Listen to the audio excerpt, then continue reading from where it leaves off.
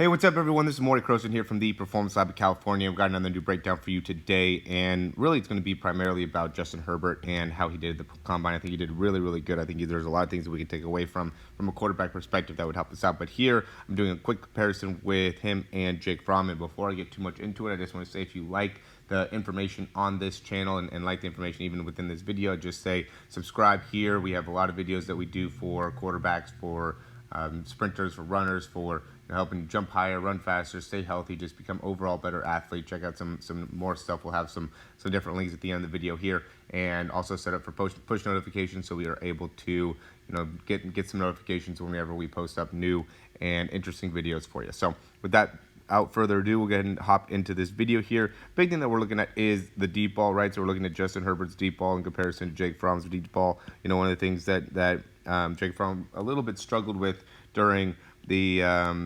actual combine was really being able to get a good amount on the deep throw, and I think the part of the reason is his mechanics. So first thing that we'll look at is Justin Herbert. We'll look to see how he just initially kind of takes that ball back, where you could see Jake Fromm really as he's bringing that ball back, he gets that elbow really far back behind him, right, in comparison to Justin Herbert, who basically has the elbow. I think having the elbow a little behind you is okay, but once you bring it too far back, now it's going to end up impacting your ability to throw, and it's going to make it so your release ends up coming more that way rather than more that way. So with that being said, you can see how Justin Herbert now pushes off that back leg, does an excellent job of creating external rotation within his body. So you can see how much bend he's getting there in his shoulder as he's pushing all of his weight forward here, where we can see Jake Fromm go in and he goes and doesn't get near as much external rotation, right? A big difference in the amount of external rotation that ended up being generated here during his throw. And then also, you can see he's leaning off to the side a good amount during the throw, where you can see, Justin Herbert ends up leaning off to the side as well, but you can see how early Jake Fromm is really leaning off to the side, so he's not really able to get very much of his hips into it, right? Just as soon as he starts to open up, he starts leaning over the side, where you can see, at least at the beginning, Justin Herbert's coming through and maintaining a little bit more of an upright spine and really driving his hips, again, more this way, where Jake Fromm's kind of going that way and that way with his body. You can see that there's a difference of alignment overall,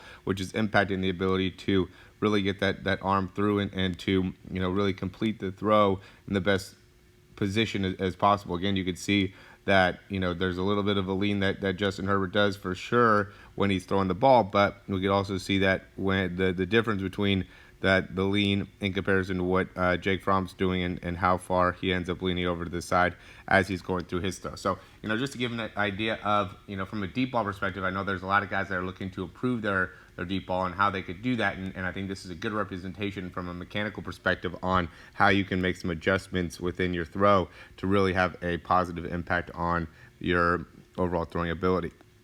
All right, the next thing we'll go here and just check out a couple little throws here by Justin Herbert and what he does pretty well here during the throw. I like this one here, where you could see a little bit more of his straight up view. Notice how low he keeps his elbow during that initial kind of load back phase, and then from there, how well he does a good job of getting that elbow straight up and through. I see a lot of guys that as they're loading, they get their elbows a little bit too high up here from their initial movement, where Justin Herbert does a good job of maintaining a good position here, and then from there just comes right up and through during the throw. He also likes to keep that hand right up close to his head as he's finishing each one of his throws, which is not necessarily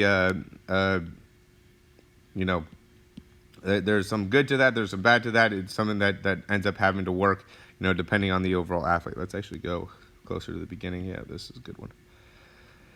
So the big thing that I want to just show too with Justin is, when he gets to that back step, he does such a good job of really generating force off that back foot very, very effectively. So, when you can see where the position of his back foot when he's transitioning, he's really, has a lot of force on the balls of his feet, a little bit more on the outside, and then he pushes and uses that push to really allow his hips to come forward and through, which I think, again, is one of those things that a lot of people, a lot of quarterbacks are messing up on, is their ability to really push their weight forward and create rotation within those hips. And, just because they don't end up having a good knack for understanding when pushing off that back leg, how to do that in a way where they're going to be able to really maximize the force. So if you end up being too far on the outside part of the foot or too far forward on the toe, that's going to really impact your ability to generate momentum in the actual throwing sequence. So you got to have more of your weight right on that kind of ball of your foot as you're getting ready to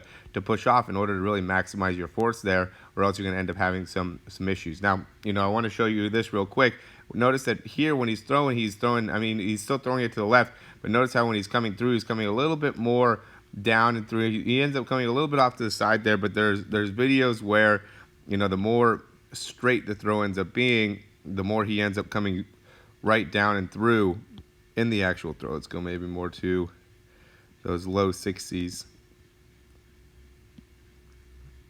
Okay, so let's watch this one. Watch how he's coming through here on the throw, and how he comes kind of more straight down as he's finishing. I mean, he obviously is one of those throwers that ends up coming across a little bit during the throw, which can be something that you could end up working on and working to improve. But point being is that he's going to be a little bit more straight in these throws than when he does like these quick slants. Here, we'll get to the quick slants here in a second. So this one here.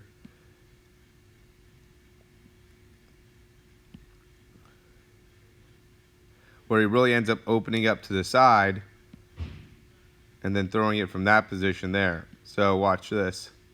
So he's opening up a good amount over the side, so his body's more turned that way, right, where it's facing, but then he's going to end up throwing it over here. So when he does that, he really ends up coming all the way across his body in order to do that, and really has to be able to open up his hips and be accurate in the arm kind of coming that way, right, and the body kind of going that way. So the point of this being is that when you're throwing these slants, when you're throwing these underneath routes, you got to be aware that your arm's sometimes going here and your body's going here.